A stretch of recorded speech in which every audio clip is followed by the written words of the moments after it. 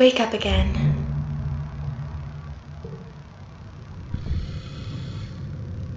You awake to chaos, a confusion of light and heat and smoke. Fire. Your head is pounding, you must have hit it and blacked out, but you're not sure how you got here, or what on Vertumna is happening. There's something important you need to remember.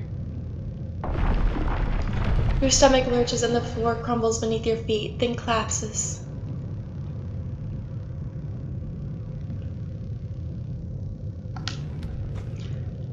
Your body aches and your eyes burn from the smoke. A figure appears from the frames. It's your friend. Your friend... Why can't you remember her name? She's gesturing and shouting at you, but all you hear is ringing in your ears. You try to stand up, but one of your legs folds uselessly underneath you. It won't hold your weight. Your friend pulls you out of the rubble, throws your arm over her shoulder, and half drags you towards the door. Through it, you see deep, eerie twilight, dark blue and cold against the heat of the fire around you. Glow season. Glowing eyes, you shake your head out to clear your vision. Is that some kind of dog? Like, from Earth? It is not a dog.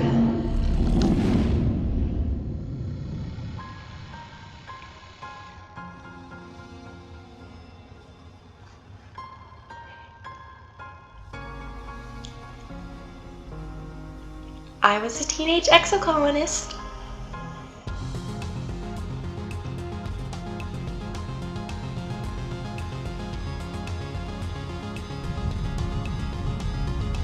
And there's our dear ship, the Stratospheric, that we were born on, Earth's first colony ship.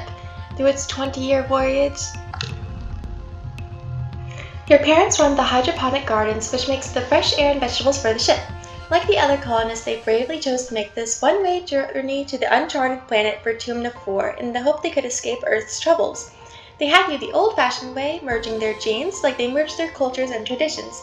They name you... I was thinking of possibly going with Solanna. Very similar to Solanna, but a slight difference. You're a bright-eyed child with an active imagination. Sometimes too active, your mom says. Your earliest memories are your 4th birthday. There's a big cake with a neat halo effect that looks like fire. But when you reach out and touch it, all you get is a handful of icing. Yummy! Your favorite present is Mom's gardening tool, an animal book from Dad, a doll from Auntie Seated, Captain Udicott's old hat, a learning tablet from Professor Hal, a sports ball. Well, I am only 4. You carry that doll with you everywhere and feed it with a tiny spoon you found in the galley. Auntie Seated helps take care of all the colonist kids. Her daughter Anemone is the same age as you, but she doesn't like dolls. From as early as you can remember, you've had vivid dreams every night. You dream about strangers who seem so familiar and wide open spaces, very different from the stratospheric. Sometimes the dreams are bad and it makes you scared to go to sleep. So every night before the light goes out, your dad tells you a bedtime story. You often ask for tales of Earth, a place you've only seen in holovids. Your dad doesn't want to talk about it. How about we save that for another time, he says. Or maybe when you're older? He prefers made-up stories. Your favorite is Sir Knight and the Princess Petticoats, Superhero Justice Warriors, or Future Dog and Space Cadets. Sir Knight and Princess Petticoats? Things were so much better back on medieval Earth, when men fought dragons and women were so beautiful that unicorns came to help them if they were ever in trouble. Everything was so romantic and natural and perfect. You hope Vertumna will be like this. Every child on the stratospheric is given one genetic enhancement. By age 6, you see the first sign of yours. I think having a calm temperament did us well, and I feel like that would suit Solanna too. Nothing can faze you. You're rarely frustrated, and you don't let anxiety get the better of you. You brush insults aside and always play nice, and never have to be told that sharing is caring. You're especially nice to your friend. Well, Cal was my best friend last time, so I think it would just be natural to go to him as my best friend. When you're both 8 years old, Cal finds a mouse in the ship's fence. Animals are expressly forbidden on the stratospheric, so who knows how it could have ended up here. Cal is determined to keep it hidden and care for it. I'll help raise it. You regularly sneak into hydroponic gardens while your parents aren't around and steal vegetables for the tiny mouse, which Cal names Miss Manners. So this is the mouse that he was talking about before. He even teaches her to stand up and beg for food, and sometimes carries her around hidden in his pocket. You're 10 years old when the ship finally reaches the wormhole. Professor Hal says it's like a doorway to another star system, with the planet Vertumna 4 on the other side. You run emergency drills for months to prepare. When the day comes, it starts to rumble, then things start to slide off the table. You hurry and gather near the escape pods, just in case. Single file, everyone, Professor Hal instructs you. The emergency area is crowded with families. It's going to be fine, Solanna, your dad soothes. We'll be through the wormhole and down on the planet before you know it, just like we've practiced. Your mom gives him a sharp, worried look. Red emergency lights switch on as sirens begin to sound somewhere distant in the ship. You try to breathe slowly like you were taught, but you're very scared. You look out a porthole. The stars are gone. When I'm frightened, I try to think of a game to play. You start a game of Rumbutan with some of your classmates. You pick the topic, types of fruit. Cal thinks about it. I could name 10 kinds of fruits, he says. Maybe I could name 11, Dees mumbles. Anemone confidently answers with 12. Back to Cal, he thinks. I could name 20. The others shrug. Anemone tells him to go ahead. Apple, orange, banana, Cal starts. And tomatoes are fruit, and cucumbers and corn. The game is immediately interrupts into an argument of schematics, as many games of Rambutan do. You wait. The shaking builds. Then everything gets very weird. The hallway stretches, and you're stretching too, your arms impossibly long. Your head feels like it's slowly filling up like a balloon and contracting down to the size of an atom at the same time. Is this the wormhole? You hear distant, ominous squeal of metal giving way as the ship shudders and lurches in slow motion. The weirdest part is the sense of deja vu. You're sure this has happened to you before, and you know, somehow, that everything's going to be okay. The shuddering reaches a crescendo. You hear an impossibly loud crunch and feel weightless for a few seconds before gravity slams you back against the wall, head first. You black out. As you slip unconscious, you feel yourself twisted out of time. It's today, yesterday, and tomorrow all at once. And more than just one tomorrow. Lots of them. Different tomorrows. You find yourself in a place you know from your dreams. Tilled fields, dramatic ridges, and a stranger, but also not a stranger. It's Mars! Grinning as she grabs your hand. Hurry up, she says. I'm not going to let you miss this. Distantly, you can feel the ship shaking has stopped, and you hear your parents' worried voices. Feeling safe, you slip further into the warm embrace of the stars. You drift. Gradually, your consciousness reforms. You wake up in medbay. The medbed under you plays a soft tune and an automated voice speaks. 2 weeks have elapsed. The patient's cranial injury has completed healing. They may now be safely discharged. As the fog lifts from your head, you realize something seems different about this room. It's so bright. You try to focus on the window. Something is definitely different. There's sunlight coming from the window. Instead of the familiar blackness of space, bright yellow from the twin blue and yellow suns is streaming through the windows. You peer out and see fields of glass-walled domes, walls rigged with giant mushroom-like trees. There are construction materials everywhere and people walking around outside, on the ground. You better go out there and join them. I feel like I would have an instinct for cautiousness now. And here we are, on Vertumna once more. Oh! Tammy jumps as you step out of the ship's quarters behind her. You're awake! Are you all better? You better go see your dad. She points southeast to the geodesic domes.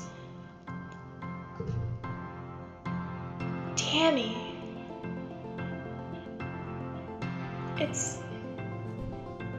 It's good to see you.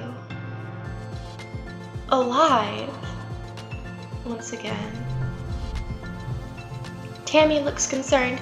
You slept for so long after you bumped your head, she says. I bet your parents were worried. Your dad is working over in geoponics near those domes. They're called greenhouses. I would go with you, but, well, this is as far as I've been from the ship since we landed, Tammy stammers, blushing. It's scary outside. Oh, you have no idea, Tammy. Dad. Solanna, your dad gives you a big warm hug. I'm so happy you're finally awake. Dr. Instance thought it'd be best to keep you asleep while your noggin healed. Your mother and I thought you might sleep away the whole year, my snoozy little gooseberry. He checks your head and looks relieved. He was clearly very worried about you, but covers it with jokes and smiles. I love you too, Dad. Welcome to Vertumna, he says, gesturing around you. You've never seen the stratospheric from the outside, except in pictures. The ship has been separated into two and parts taken off to form other buildings and a big wall around the whole colony. The alien jungle creeps right up to the wall. Only the geodesic greenhouses pass outside it, dotting their way up the hill. What's outside the walls, though? Oh, don't worry about that, my dear aubergine, Dad says. Nothing could hurt you. Whatever you say, Dad. We just don't want you to get lost in the big, big world out there. Oh, before I forget, he pulls a package from his satchel and hands it to you. You blink and stare at it blankly. Do you know what day it is? He asks. You honestly don't. You reminded him that you've been asleep in medbay. Happy birthday! He shouts, wrapping you in a warm hug. Your birthday already? You feel a dizzying sense of deja vu. You stare hard at the wrapped package. You know exactly what's in there. You remember it. No, you dreamed about this package? Some years ago on the ship. Inside will be a small medallion the shape of a sun that your dad made by hand. I'll open again? How did you know this? It's exactly as you imagined, as you dreamed. A feeling of panic rises in your throat. Your hands shake. But how? Your dad notices. Are you okay, Solanna? He snaps his fingers. Dr. Instant shouldn't have let you out so early. Sometimes those sleeping meds take a while to wear off. They might make your head feel funny for a few hours. You nod. Maybe that's all it is. Someone shouts your dad's name. Listen, I'm so sorry, Solanna, he says, but I have to get back to work. There was an accident when we landed, and... He stops himself. Don't worry. We're going to fix it, your mother and I. The bacteria from Earth. Professor Hal is expecting you in classes if you're feeling up to it, your dad says, pointing west to the engineering wing. In the rear end of the bisected ship, then he points to the large doors that you came out of earlier, or you can relax in our quarters until you're feeling better. We'll talk later tonight, he says, then kisses the top of your head and ruffles your hair. Have a wonderful birthday, Solanna. I love you. I love you too. Dees. You see Dees sitting on the ground outside beside some bushes. Is he hiding from somebody? He seems to be watching the gate in the walls to the south, where grown-ups are coming and going. Kids aren't allowed past the walls, he says quietly without looking up. They say there's nothing to be afraid of, but then why do we need walls? You stare at the gate and have a sudden rush of memory, so strong you think you might faint. You imagine something crashing through the wall, something enormous and dark and wriggling. The Faceless. For years in space, you've half-remembered nightmares of monsters, of your ship being destroyed, of sifting through the wreckage that used to be your home, trying to find something. Your dad always told you the dreams weren't real. Breaking from your daydream, Dees whispers, I think there are monsters out there. I believe you. No, you don't, he says. You're being sarcastic, I can tell. Nobody believes me. He turns back and ignores you. But they're huge and wriggly and dangerous. Stop making fun of me, Dees pouts. You're just as bad as Mars. No,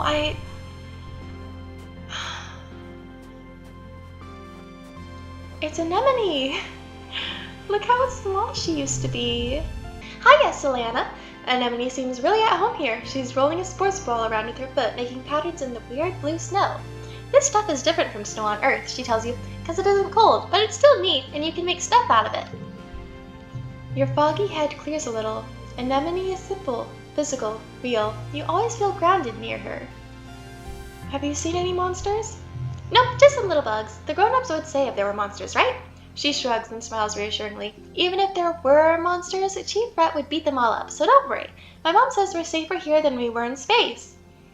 You both look over the wreckage of the Stratospheric, the spaceship where you were born. Anemone's mom, Auntie Sadin, is probably right about that. Look what the wormhole did to your ship. What are you making? Just a snow spirals, she says. But earlier, me and Cal made big snow pal. You missed it while you were sleeping in medbay. She smiles a broad, gap-toothed smile at you. Now that you're awake, we can play. Why aren't you in school, though? She smacks her forehead. School? I wonder where everyone was. I guess I'm going to be late for humanities class. She doesn't look very worried to you. Okay, but, she says, Professor Howell's chill. He won't mind, but we should probably be going now. She grins and starts running towards engineering. Hey, race you! No fair, she's getting a head start. And in that case, I guess I'll go study humanities. I forgot where things are. Welcome, Solanna, Professor Howell greets you. I hope you're all warmed up and ready to study the glorious humanities. History, literature, language, media, and philosophy. And yes, if you're lucky, we'll have a little ancient earth poetry too. He seems excited about the last bit. Oh, Professor Howell, I missed you. By the way, if anyone is interested in taking engineering classes, please register through Congruence's scheduling system. When you have a chance, she'll be helping me teach them. Today's assignment is an easy one, Hal says with a yawn. Because I was up late repairing Congruence's subterminal, I could use a nap. I'd like you to write an essay on what the Vertumna colony means to you. My friends are here. You write about all your buds and the fun things you do together. When Hal wakes from his nap, he asks a few students to read their essays to the class. Mars is annoyed that he hardly mentioned her. Well, you aren't really friends, so... Okay. So here we go. 0. Oh! We already have all the slots. 1, 1, 1, 4. And 13! 3 stars!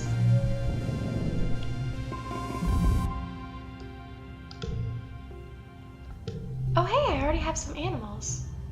Your parents have been working from the first dawn to well after dinner every day. You know growing food is an important job, and it's vital to get the crops in the ground right away, but there seems to be something more than that. It's such a change from growing up on the Stratospheric, when you saw them all the time. You stay up and wait for them at night before going to bed.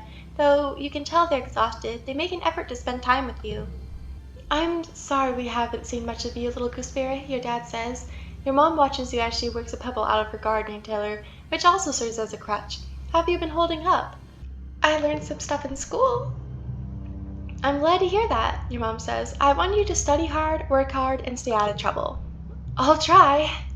Your dad smiles, and Professor Howell will give you kudos if you get good grades. You can spend those at the depot once it's open.